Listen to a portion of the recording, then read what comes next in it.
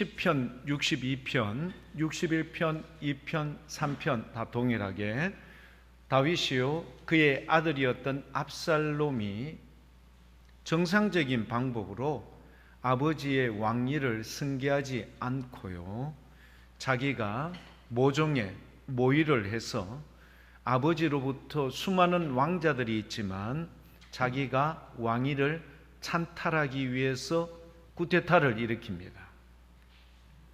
다윗은 나이가 이미 많았죠. 이런 나이 많은 다윗이 갑작스럽게 이렇게 그래도 아들 중에서 가장 잘생겼고요 아들 중에서 가장 귀골이 장골했고 그 머리가 마치 사자의 갈기 같았더라. 그만큼 이 압살롬은요 자타가 공인하는 현빈 같은, 그리고 이 몸은 신체적 구조는요 아주 탁월했던 인물이 바로 압살롬이었습니다. 다윗의 마음에도 압살롬에게 마음이 안 가 있을 수 없죠. 그런데 어찌되었든지 간에 정상적인 방법이 아니라 부지중 갑자기 아버지의 그 왕위를 이렇게 의도적으로 빼앗아버렸던 겁니다. 그런데요 이 쿠데타를 제압하기 위해서는 충분히 다윗이 할 수는 있었죠. 하지만 교회 여러분 생각해 보십시오. 이 쿠데타를 제압하면 필경 둘 중에 한 명은 반드시 죽어야 돼요. 피를 봐야 돼요. 그리고 그 수하에 있는 여러 많은, 그러니까 다윗의 백성이죠. 엄밀히 말하면은 다윗의 백성들의 피해가 막심할 겁니다. 왜냐하면은요 쿠데타라는 것은 속전속결해서 이것을 제압하지 못하면은 쿠데타를 일으킨 사람들도 위험할 수 있거든요. 그래서 이 일을 위해서 순식간에 이를 자행하는데 다윗은요 피합니다. 그래서 어디로 가는가 하면은 요단 동쪽 마하나임 쪽으로, 시편 63편에 보면은 유다 광야를 거쳐서 마하나임으로 가게 되는 겁니다. 지금 상황이 이런 상황이죠. 교회 여러분, 요즘 교회는요 많이 어려움이 있다고 합니다. 그래서 나름대로 분석도 해보고 교회의 미래상을 이렇게 예측하고 준비를 미리 하자. 여러 가지 많은 문제가 있지만 특히 MZ세대들을 어떻게 주의 품으로 인도하며 바르게 그들에게 신앙관을 제시를 할까. 더더군다나 요즘은요 결혼을 하지 않는, 그러니까 홀로 된 분들이 굉장히 많은 이런 문제들도 교회에서 감당을 해야 돼요.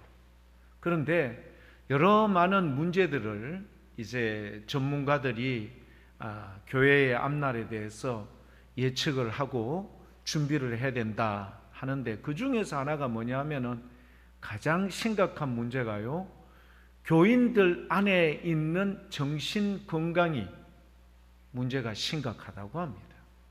그러니까 우리 교우들이요, 저나 여러분들 모두가 정신건강의 문제, 특히 긴 시간 동안 코로나를 겪으면서 더 심각해졌다. 그런데 이런 정신건강의 문제가 유독 우리나라뿐만 아니라 전 세계의 공통적인 현상인데, OECD 국가 중에서 우리나라가요 이 정신건강의 문제를 국가에서 간섭하고 치유하고 케어할 수 있는 게 가장 낮아요. 미국과 일본이 가장 높죠. 20% 정도 정신건강의 문제를 국가에서 관심을 가지고 어떻게 하든지 도와주려고 하고 이 문제를 해결하려고 하는데, 우리나라는 고작 11%밖에 되지 않습니다. 그리고요 이 조사를 하셨던 분들이 교우들에게 설문조사를 한번 해봤습니다. 50대쯤, 그러니까 많은 교회들이 이 주축을 이루는 이 연세가 바로 50대거든요. 50대 되시는 분들에게 물어봤어요. 정신건강학적으로 가장 걱정하고 두려워하는 게 뭡니까? 치매랍니다. 교회 교우들 이걸 설문지를 조사를 해봤는데 50대 분들이 가장 두려워하는 정신건강학적인 문제에서 두려워하는 문제가 뭐냐? 치매라고 합니다. 자, 오늘 말씀에 나타나 있는 이 다윗, 노년이죠. 노년의 다윗, 그가 이루어 놓았던 이 다윗 왕국, 이스라엘 최고의 정점을 이루었던 이 다윗, 그 모든 것을 이루어냈던 다윗, 노년에는 편히 보내는 게 맞죠. 뜻하지 않게 이런 일을 딱 당하면서 다윗도요, 정말 그야말로 산전수전을 다 겪었던 다윗이지만 엄청 두려웠다라는 게 이 관련된 내용 속에 곳곳에 나타납니다. 그리고 상당히 그의 인생이 처량함을 느끼고 외롭고 고독했다라는 것을 우리가 단번에 알 수 있습니다.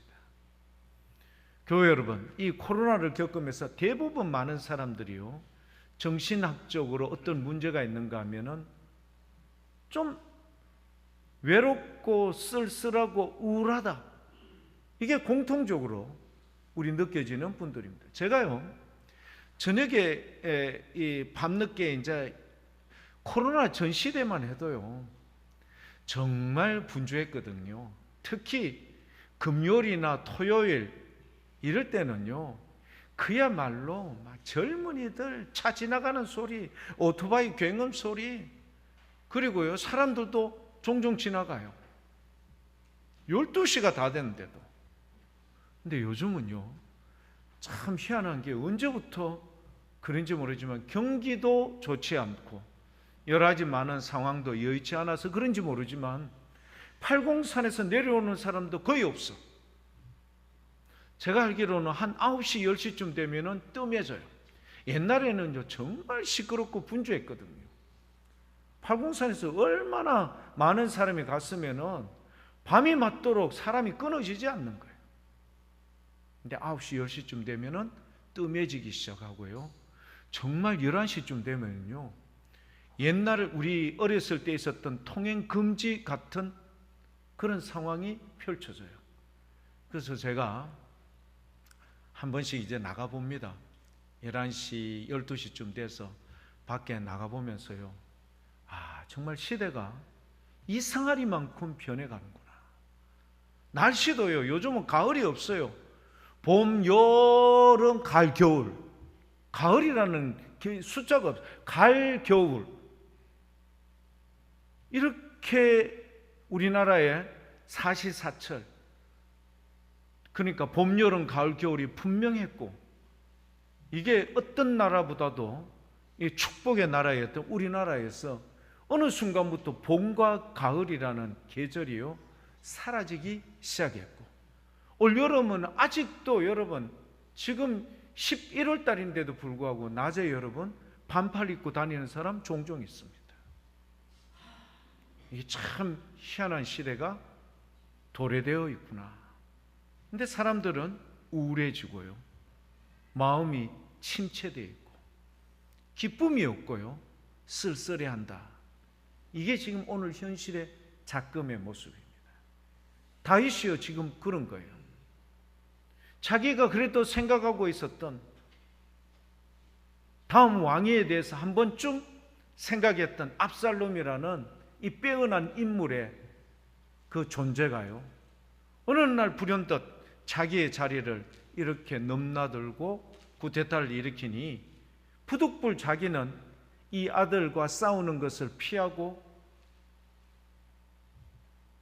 요단 동쪽 마하나임 쪽으로 피하면서 얼마나 처량하고 쓸쓸하고 두려웠을까.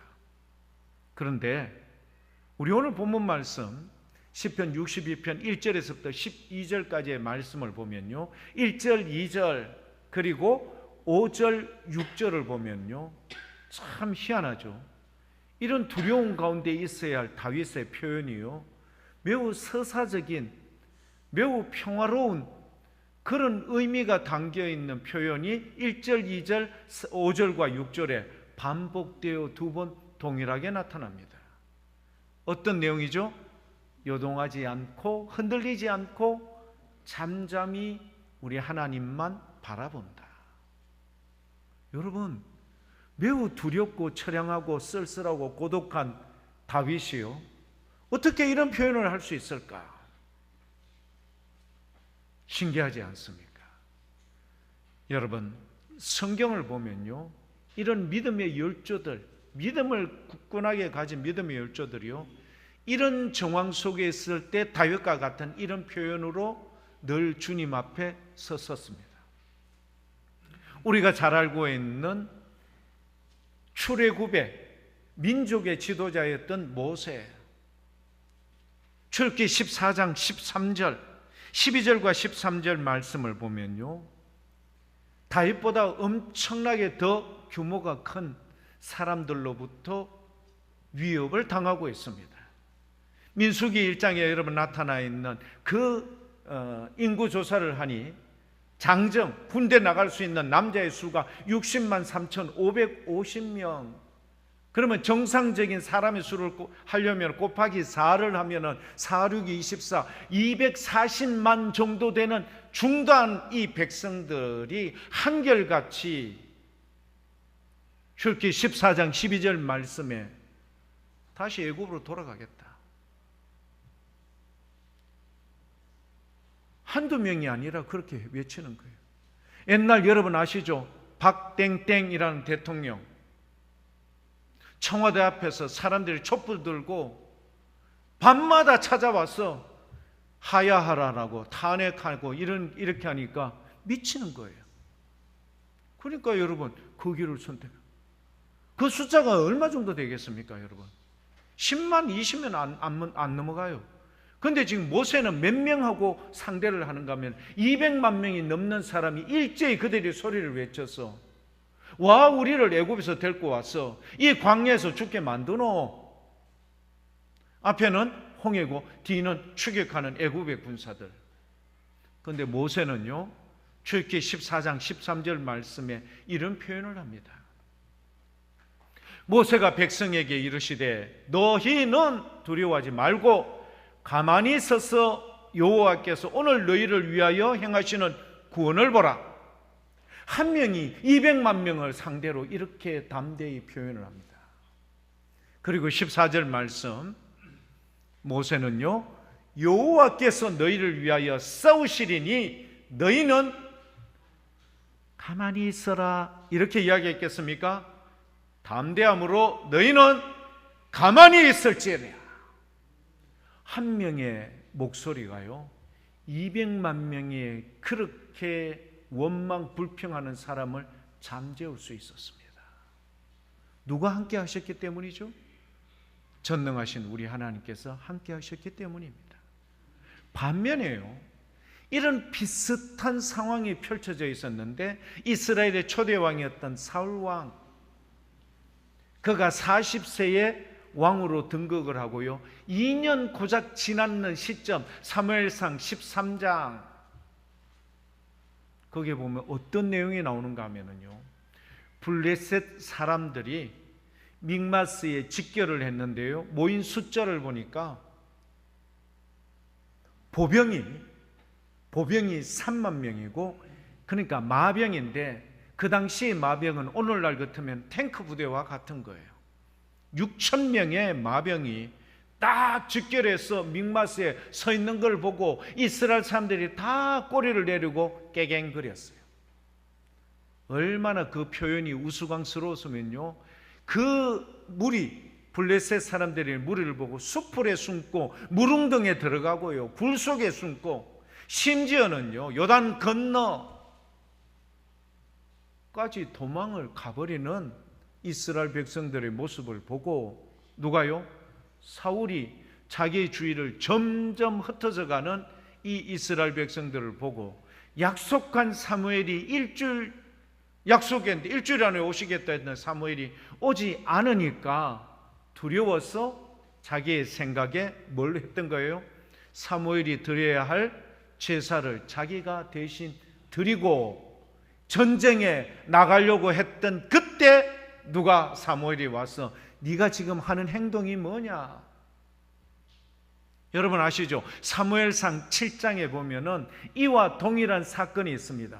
사무엘이 이스라엘 백성들을 미스바 광장에 모으고 하나님 앞에 그들이 범죄한 것을 회개하고 대회개 각성운동이 일어날 때 이 모여있는 것을 정보를 듣고 블레셋 사람들이 동일하게 모여서 한순간에 이스라엘을 이렇게 멸하려고 할 때 에벤에셀이라는 거 여러분 들어보셨죠?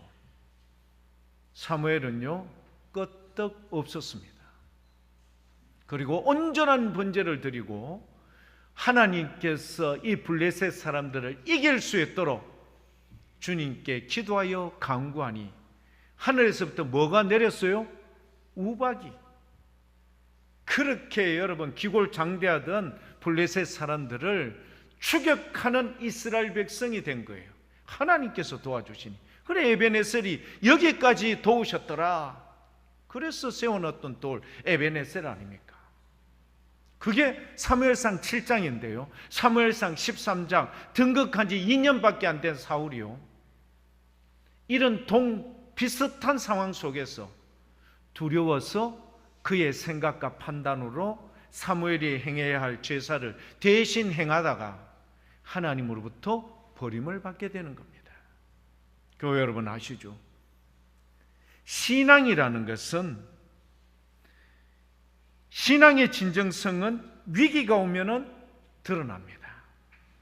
진정한 성도는 위기의 순간에도 뭐하지 않고 요동하거나 흔들리지 않고 하나님만 잠잠히 기다리는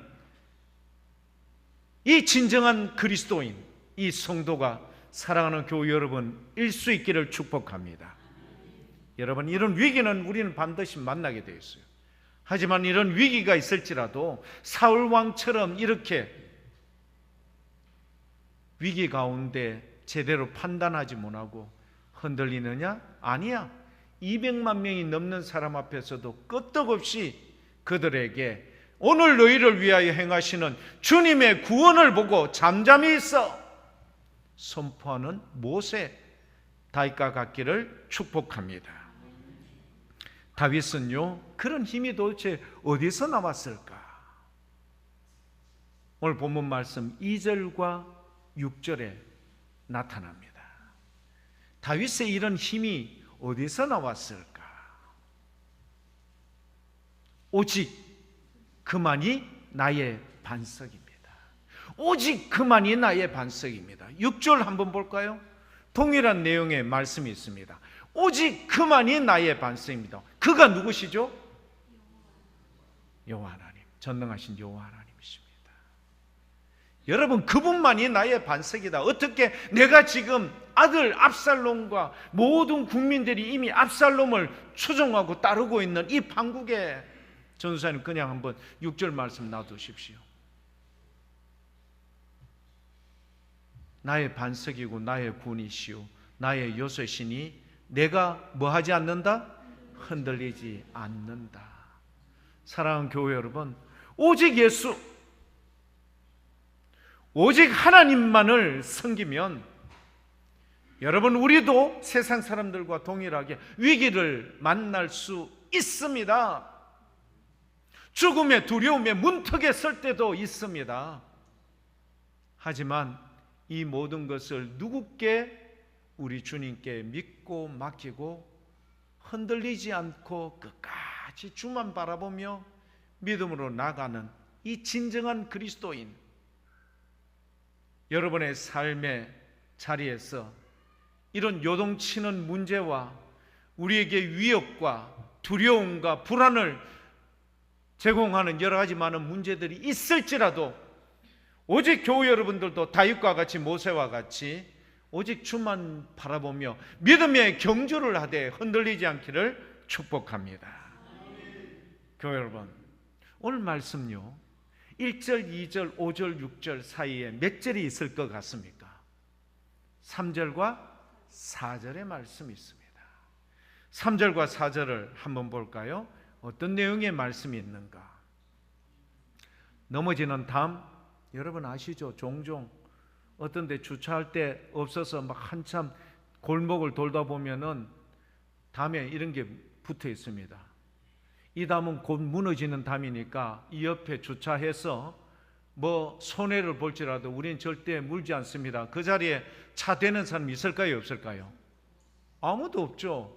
이 담은 위험합니다. 무너질 수도 있으니까. 근데 외관적으로 봐도 무너질 것 같아. 기울어져 있어. 그러면 거기에다가 담대함을 가지고 믿음을 가지고 차를 대는 사람이 있을까요? 없을까요? 없죠. 지금 다윗의 상황이 그런 거예요. 넘어지는 담과 흔들리는 울타리 같이 사람을 죽이려고 너희가 일제히 공격한다.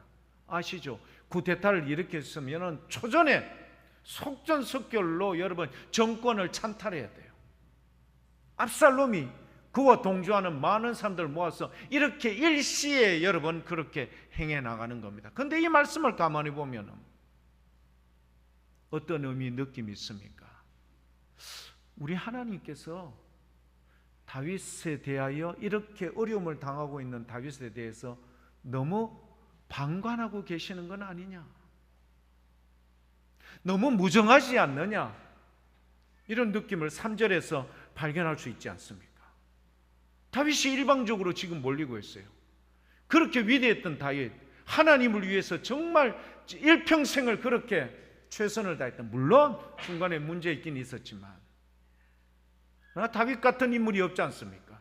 그리고 하나님께서 다윗 언약을 통하여 그에게 약속을 하고 친히 지켜주겠나로 하셨던 우리 주님께서 이런 위기적 코너에 몰려있는 시편 61편에는요 마치 다윗이 땅끝에 있는 사람처럼 그렇게 표현할 만큼 다윗의 이런 위기적 상황, 우리 하나님이 여러분 방관하고 무정한 하나님처럼 보입니까? 시편 62편 3절과 4절을 보면요 어떤 의미가 담겨 있는가 하면은 우리 하나님이 절대 방관, 수수방관 혹은 무정하지 않습니다. 이런 위기적 상황을 통해서 다윗의 뭐를 달아보려고 하시는 거죠? 믿음을 달아보려고 하는 거예요. 다윗의 믿음. 그 다윗의 믿음이라는 게 믿음의 유무가 아니라 믿음의 정도입니다. 아시죠? 교회 여러분, 믿음이 있고 없고 이런 문제가 아니라 믿음의 정도. 이런 상황 속에서도 다윗이 정말 나를 믿고 의지하고 끝까지 나와 더불어 동행하는 인물인가를 주님께서 뭐 한다? 체크해 보시는 거예요. 이런 시험에는 합격을 해야 됩니까? 불합격해야 됩니까? 반드시 합격해야 돼요. 다윗이요, 이놈 봐라, 이게 감히 나를 어떻게 알고 여봐라 해가지고 여러분 전쟁 치르고 뭐 압살롬 죽이고 그게 동조했던 사람 다 여러분 북한에 있는 어떤 뭐 김땡땡이라는 인물이 여러분 아시죠? 자기 고모부도 뭐 했다고 하고 자기가 이야기하는데 졸았다고 여러분 고사총으로 여러분 졸면 큰일 납니다. 죽어요. 졸았다고. 자기 아버지 뻘 되는 사람을요 인민들 보는 앞에서 비행기 맞추는 총알 40mm의 총알을 사람한테 쏘면 왜 되겠어요? 신체가 남아있겠습니까? 없겠습니까? 그런 끔찍한 일을 했어. 졸았다고. 졸 수 있지 않습니까? 근데 졸았다고요? 이 뭐라 하면은 그 김땡땡이라는 이 사람의 권위에 도전했다, 무시했다, 이랬다고 막 하는 거예요. 교회 여러분 아시죠? 이런 상황 속에서 하나님은요 다윗을 딱 달아보는 거예요. 네가 정말 그런가? 다윗이 합격했습니까? 불합격했습니까? 합격했어요. 그래서 이후에 그의 노년이 어떻게 해요? 형통하고 평탄하게 지날 수가 있었는 줄 믿습니다. 교회 여러분, 우리가 신앙생활할 때 이런 위기라는 것은 하나님께서 우리를 네가 진짜 나를 끝까지 믿고 신뢰하고 있는가 체크해 볼 때가 있다 없다? 반드시 있습니다. 그럴 때는 어떻게? 흔들리지 않고 요동하지 않고 누구만 바라보며? 주만 바라보며 잠잠히 주께 나갈 수 있기를 축복합니다. 이래야 승리입니다. 그런데 사단이 여러분 이럴 때 여러분, 야 완전히 이제 믿음 됐다, 쟤한테는 더 이상 하지 마라 이러겠습니까? 또다시 좀 센 뭐를 할 수 있을까요? 없을까요? 좀 센 시련과 시험을 또 사단도 준비해 놓은 거예요. 이 탄 여기에는 절대 쏘으면 안 돼.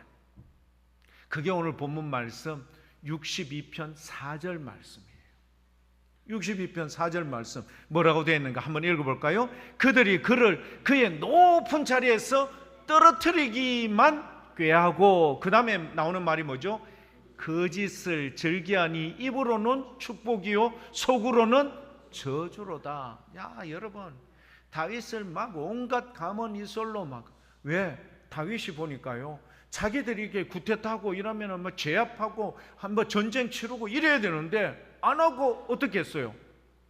피하기만 하는 거예요. 하나님만 믿고 하나님만 바라고 그렇게 하니까 이게 자기들 계획대로 안 되는 거야. 안 되니까 어떻게 해요? 2단계로 어떻게 하는가? 다윗에게 이렇게 하는 겁니다.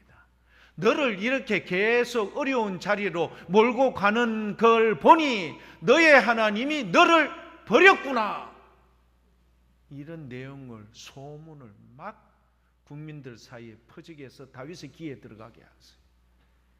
하나님께서 이렇게 이런 구태타도 일어나고 백성들이 다 돌아서고 하는 거 보니까 하나님이 너를 완전히 버렸구나. 여러분, 이런 비슷한 내용이 여러분 어디에 나옵니까? 이사야 36장 4절에서부터 10절까지 누가요? 히스기야가 아수르의 랍사게라는 사람이 와가지고 이런 식으로 동일하게 이야기합니다. 이사야 36장 아마 한 8절쯤 한번 보여줄까요? 전사님 한번 봅시다. 이사야 36장 8절 7절을 봐야 될까요? 한번 볼까요? 히스기야가 잘했다라는 것을 표현해 준 7절. 예, 맞네요. 7절. 랍사게가요 이렇게 이야기해요. 네가 내게 이르기를 우리는 우리 하나님 여호와를 신뢰하노라 하리라마는 그는 그의 산당과 제단을 히스기야가 제하여 버리고, 히스기야가 대단했지 않습니까? 몇 안 되는 선한 왕이었거든요. 이게 뭐죠? 산당과 제단을 히스기야가 제하여 버리고 유다와 예루살렘에 명령하기를 너희는 이 제단에서만 예배하라. 예루살렘 거기에서만 예배하라 하던 그 신이 아니냐? 누구죠? 전능하신 여호와 하나님. 오직 이렇게 백성들에게 했지만 뭐라고 하는가 하면은요, 이사야 36장 10절 말씀에 랍사게가 이렇게 이야기합니다. 내가 이제 올라와서 이 땅을 멸하는 것이 여호와의 뜻이 없음이겠느냐? 이 땅에 올라왔는 게 누구의 뜻이다고? 여호와 하나님이 올라와서 이 땅에 올라가 이걸 진멸하라고 했어. 그렇게 뭐 하는 거예요? 거짓 증거, 히스기야를 갖다가, 안 그래도 위축을 당하고 있는 히스기야에게, 왜? 이미 북쪽 이스라엘이 멸망을 했잖아요. BC 722년경에 같은 동족이었던 북쪽 이스라엘이 멸망을 했어. 이미 아수르에 의해서 패망이 되었어요. 남쪽의 유다의 왕이었던 히스기야가 이 장면을 모를 리 없죠. 그 장본이었던 아수르, 그 대표적 격이었던 랍사게라는 사람이 와가지고 이런 식으로, 내가 올라와서 너희한테 와서 이렇게 하는 것, 네가 섬기는 그 하나님의 뜻이야. 그러니까 뭐 하라고요? 항복하는 길만이 살 길이야. 이렇게 이야기합니다. 히스기야가 여기에 넘어가면 됩니까? 안 됩니까? 안 되죠.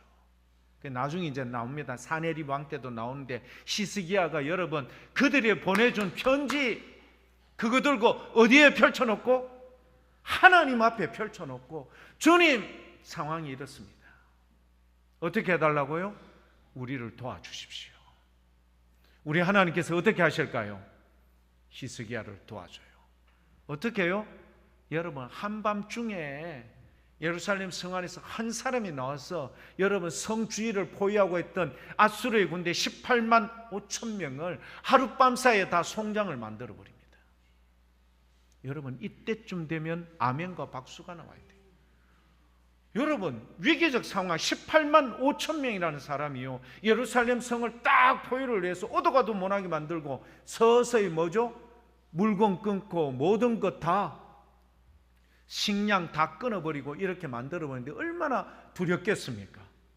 그런 상황 속에서 하나님께서 히스기야 그리고 이사야를 통하여서 여러분 대역전을 여러분 행하시는 우리 하나님.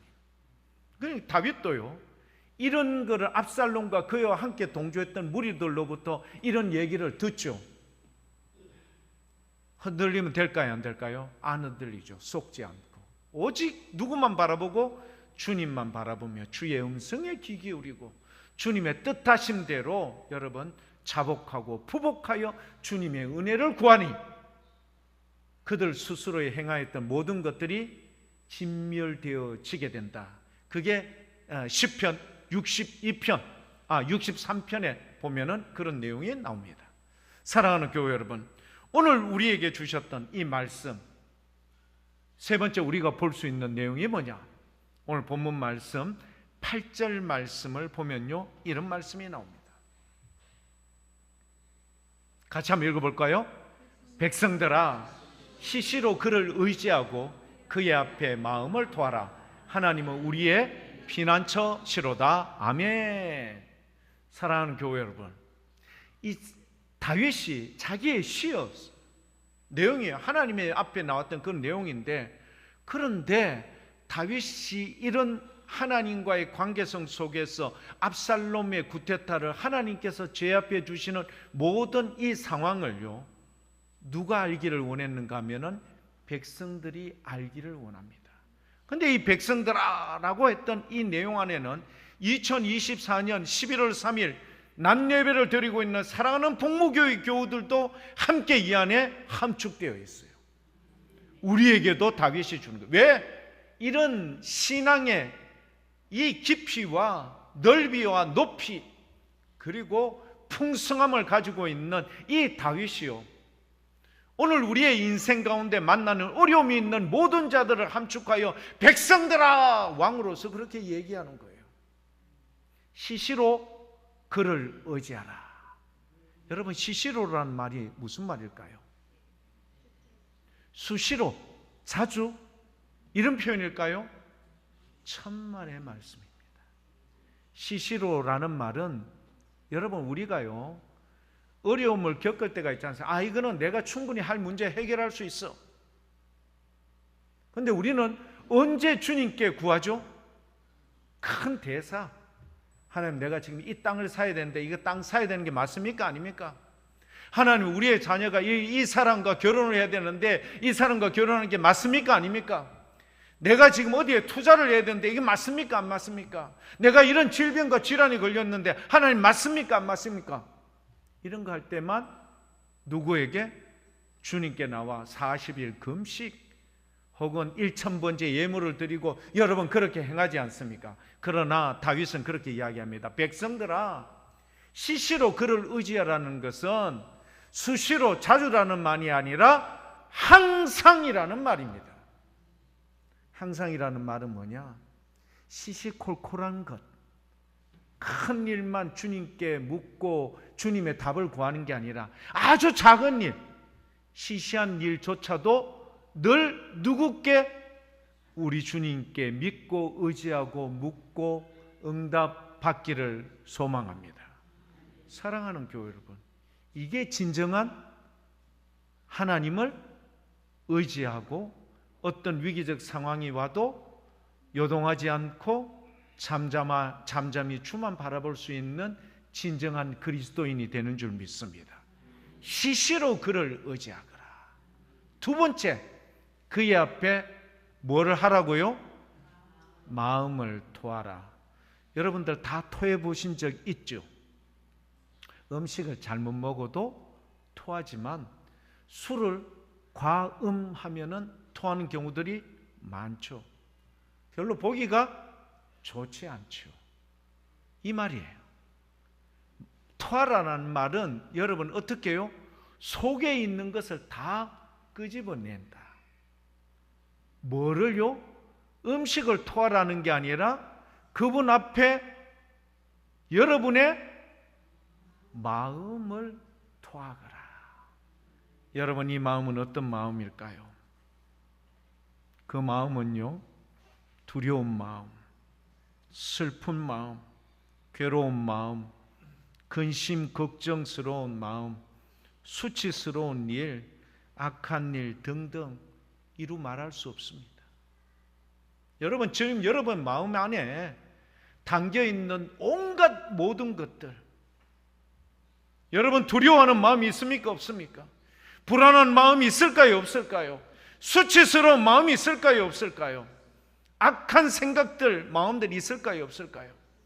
이 모든 마음들을 주님 앞에 뭐 없이 다 여러분 먹었던 거 토해내는 것처럼 주님 앞에 다 토해내거라. 백성들아, 이유가 뭐죠? 우리가 그렇게 항상 의지하고 내 마음, 그분 앞에 우리의 마음을 토해대는 이유는 뭐냐? 하나님은 우리의 무엇이기 때문에? 피난처시기 때문입니다.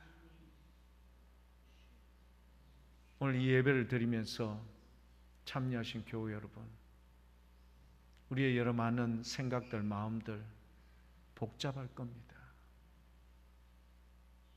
근심이 되는 부분도 많아요. 무거운 마음들, 예배는 드리지만 지금 생각은 딴 데 가 있는 아주 중요한 일들도 많을 겁니다. 그러나 여러분, 제가 분명히 이야기해서 시시로 모든 것을 주님께 의지하라. 항상 사소하고 하찮은 것조차도 주님께 고백하고 묻고 응답을 구하는 인생, 그 인생이 복된 인생이 되는 줄 믿습니다. 다윗과 같이 남은 여생 평탄한 길을 가며 주님 앞에 이 시험에 합격하여, 믿음의 시험에 합격을 하여 주님과 더불어 동행하는 인생이 되는 것처럼 여러분의 인생도 우리 주님 안에서 꼭 이렇게 될 수 있기를 축복합니다. 교회 여러분, 오늘 예배를 드리면서 우리의 모든 생각과 마음을 주님 앞에 토할 수 있기를 축복합니다. 주님, 맡겨주십시오. 부끄러운 거 내놓으십시오. 억울한 거 주님 앞에 구하십시오. 불안하고 두려운 거 주님 앞에 토하십시오. 우리 주님이 우리를 보살펴 주시는데 어떻게 보살펴 주시는가? 제가 좀 전에 불렀던 찬송 가사하고 똑같습니다. 마음속에 시험을 받을 때와 무거운 근심에 있을 때에 주께서 그때도 같이 하사 언제나 나를 도와주시네. 뼈 아픈 눈물을 흘릴 때와 쓰라린 마음으로 탄식할 때 주께서 그때도 같이 하사 언제나 나를 생각하시네. 내 몸의 약함을 아시는 주, 못 고칠 질병이 아주 없네. 괴로운 날이나 기쁜 때나 언제나 나와 함께 계시네. 그래서 우리는 결론적으로 언제나 주는 날 사랑하사 언제나 새 생명 주시나니 영광의 그날에 이르도록 언제나 주만 바라봅니다. 교회 여러분, 우리가 꼭 이렇게 될 수 있기를 축복합니다. 이제는 여러분, 내가 뭘 하겠다고 생각하지 마십시오.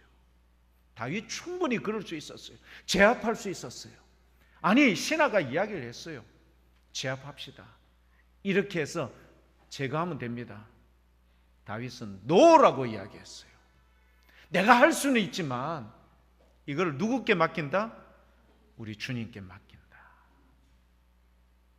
여러분, 오늘 이 자리에서 예배를 드리는 우리 모두가 시시로 주님을 의지하고 우리의 복잡하고 은밀하고 어둡고 무거운 짐을, 마음을 우리 주님 앞에 남김없이 다 도와요.